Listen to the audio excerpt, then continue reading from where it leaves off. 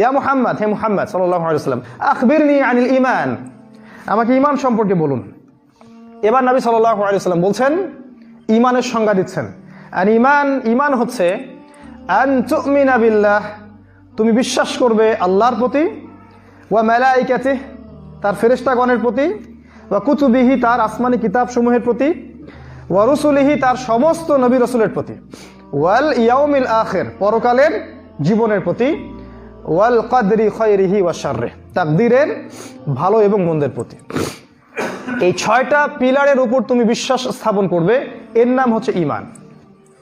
আবার বলছি, 1 আল্লাহর প্রতি, 2 ফেরেশতা মণ্ডলীর প্রতি, 3 আসমানি কিতাবসমূহের প্রতি, 4 নাম্বার সমস্ত নবী রাসূলগণের প্রতি, 5 নাম্বার পরকালের জীবনের প্রতি, এবং 6 নাম্বার ভাগ্যের ভালো মন্দের প্রতি।